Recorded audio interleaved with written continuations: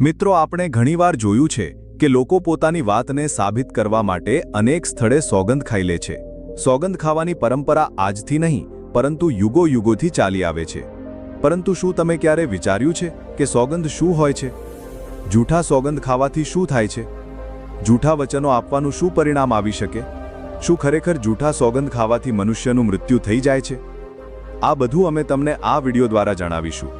પરંતુ વિડિયોમાં આગળ વધતા પહેલા તમને એક નાની વિનંતી છે કે આ વિડિયોને એક લાઇક કરીને કોમેન્ટમાં જય શ્રી હરિ વિષ્ણુ અવશ્ય લખજો, જેથી શ્રી હરિ વિષ્ણુની કૃપા હંમેશા તમારા અને તમારા સમગ્ર પરિવાર પર બની રહે.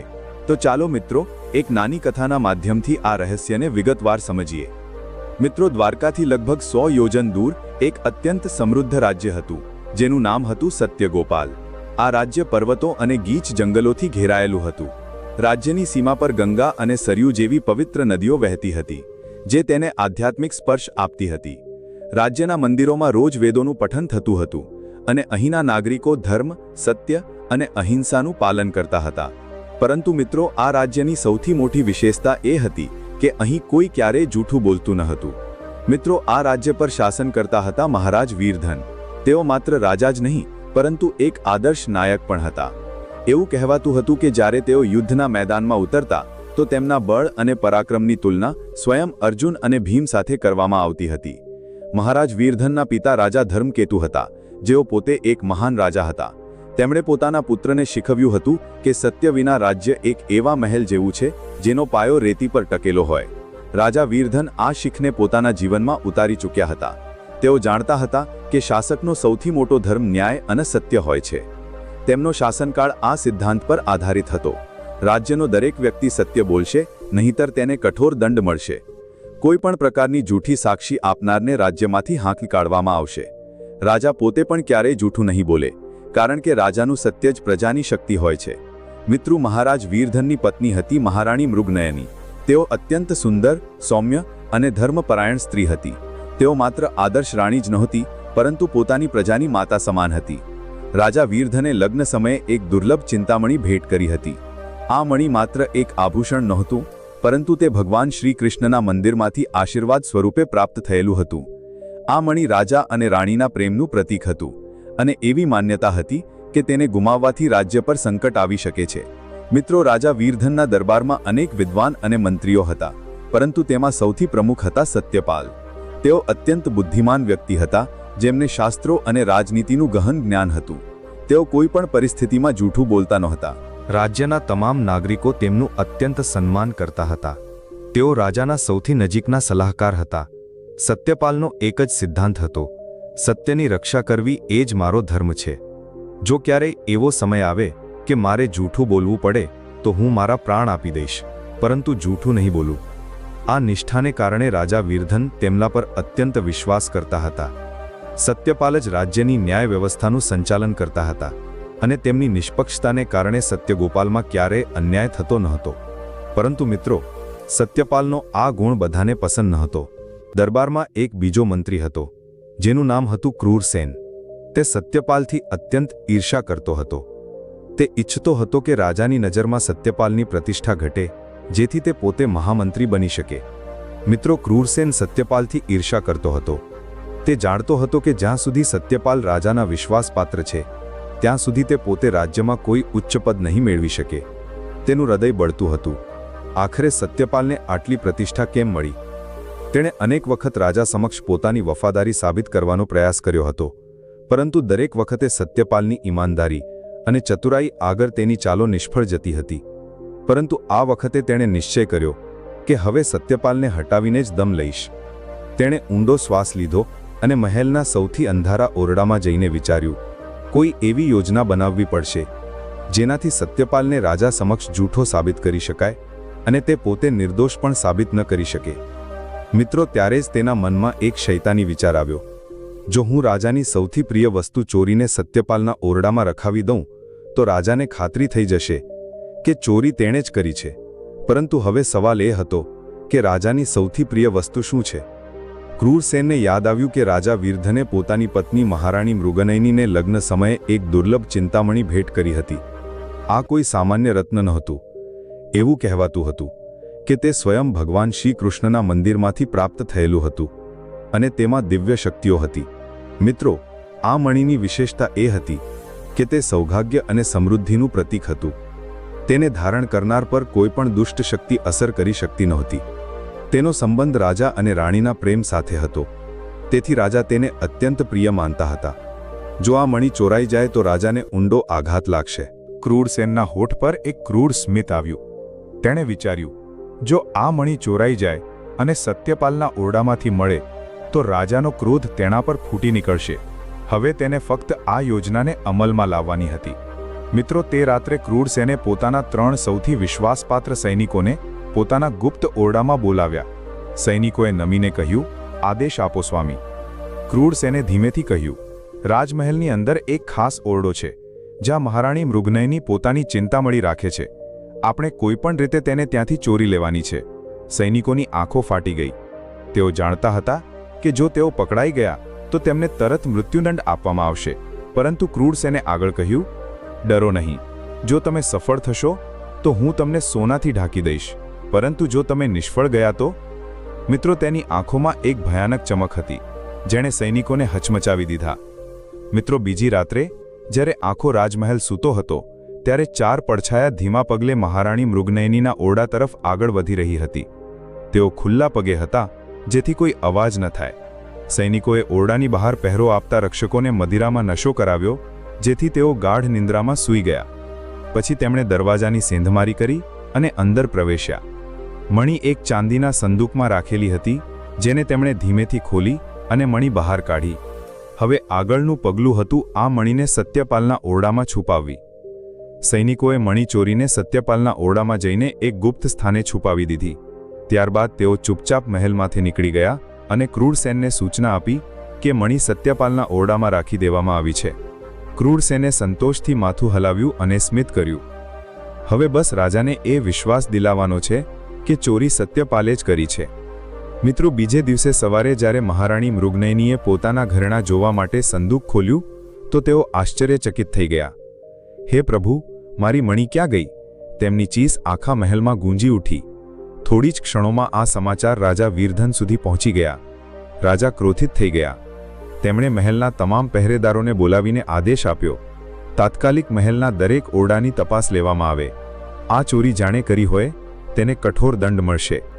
મિત્રો, જેવી જ સૈનિકો સત્યપાલના ઓરડામાં પહોંચ્યા અને તપાસ શરૂ કરી, એક સૈનિકે ચીસ પાડી, મહારાજ, અહીં કંઈક મળ્યું છે. બધાની આંખો ફાટી ગઈ જ્યારે તેમણે જોયું કે તે જ દુર્લભ ચિંતામણી સત્યપાલના ઓરડામાં છુપાયેલી હતી. આખા રાજમહેલમાં સન્નાટો છવાઈ ગયો. રાજાનો ચહેરો ગુસ્સાથી લાલ થઈ ગયો. તેમણે સત્યપાલ તરફ જોઈને ગર્જના કરી, સત્યપાલ, આ શું છે? સત્યપાલ સ્તબ્ધ રહી ગયા. તેમણે મણી તરફ જોયું અને પછી રાજા તરફ જોઈને કહ્યું, મહારાજ, હું આ મણીને અહીં રાખવા વિશે કંઈ જાણતો નથી. આ કોઈનું ષડયંત્ર છે. પરંતુ ત્યારે જ ક્રૂરસેને નાટક કરતા કહ્યું, મહારાજ, મને તો વિશ્વાસ જ નથી થતો કે સત્યપાલ આવું કરી શકે, પરંતુ સાક્ષી તો એ જ કહે છે. મિત્રો, પછી તેણે એક વધુ જૂઠું બોલ્યું, મહારાજ, હું રાત્રે ઉઠીને મારા ઓરડામાંથી બહાર આવ્યો હતો અને મેં સત્યપાલને મહેલ તરફ જતા જોયો હતો. આ સાંભળીને રાજાનો ક્રોધ વધી ગયો. મિત્રો, રાજદરબારમાં ગાઢ સન્નાટો છવાયો હતો. બધાની આંખો સત્યપાલ પર ટકેલી હતી. સત્યપાલના માથા પર ચિંતાની રેખાઓ દેખાતી હતી. તેઓ સત્યપાલને ખૂબ માનતા હતા, પરંતુ ચોરીનો પુરાવો તેમની વિરુદ્ધ હતો. તેમણે ગંભીર સ્વરમાં કહ્યું, સત્યપાલ, આ તમારી છેલ્લી તક છે. જો તમે નિર્દોષ હો તો ભગવાન શ્રી કૃષ્ણની સોગંદ ખાઈને કહો કે તમે આ ચોરી નથી કરી. સત્યપાલે રાજાની આંખોમાં જોયું. તેઓ જાણતા હતા કે જો તેઓ જૂઠી સોગંદ ખાઈ લેશે તો તેમના પ્રાણ બચી શકે છે, પરંતુ તેઓ એ પણ જાણતા હતા કે જૂઠી સોગંદ ખાવી એ ધર્મ અને સત્યની વિરુદ્ધ હશે. મિત્રો, તેમનું હૃદય ઝડપથી ધબકી રહ્યું હતું. આખું જીવન તેમની સામે ઝબકી ગયું. કેવી રીતે તેમના પિતાએ તેમને શીખવ્યું હતું કે સત્ય જ પરમ ધર્મ છે. કેવી રીતે તેમણે હંમેશા રાજા પ્રત્યે નિષ્ઠા રાખી હતી. કેવી રીતે તેમણે રાજ્યની સેવા કરી હતી, ક્યારેય કોઈની સાથે છેતરપિંડી નહોતી કરી.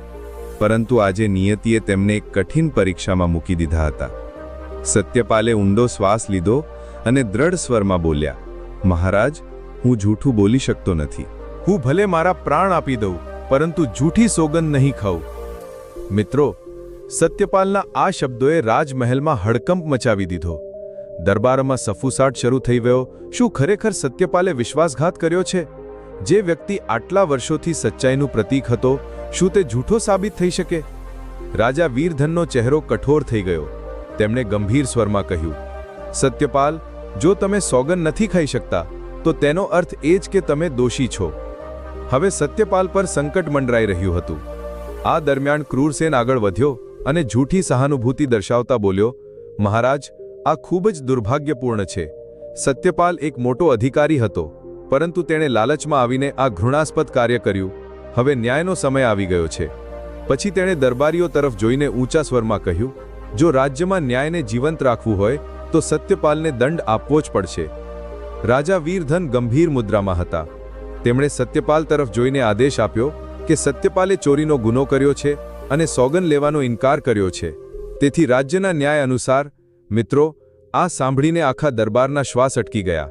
રાજાએ પોતાની તલવાર ઉપાડી અને આદેશ આપ્યો, સત્યપાલને મૃત્યુદંડ આપવામાં આવશે.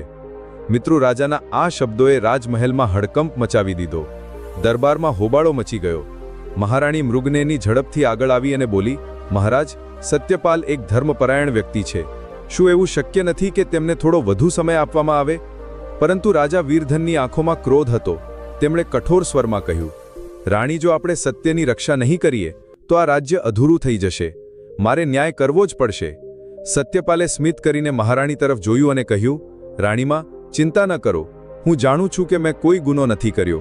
હું સત્ય માટે પ્રાણ આપવાનું સ્વીકારી શકું છું, પરંતુ જૂઠી સોગંદ નથી ખાઈ શકતો. પછી તેમણે રાજા તરફ જોઈને કહ્યું, મહારાજ, હું ફક્ત એક અંતિમ ઈચ્છા વ્યક્ત કરવા માંગુ છું.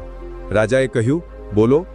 સત્યપાલે શાંત સ્વરમાં કહ્યું, મારી અંતિમ ઈચ્છા એ છે કે મને મૃત્યુ પહેલા એક દિવસ આપવામાં આવે. હું ભગવાન શ્રી કૃષ્ણ સમક્ષ પ્રાર્થના કરવા માંગુ છું. રાજા વીરધન વિચારમાં પડી ગયા.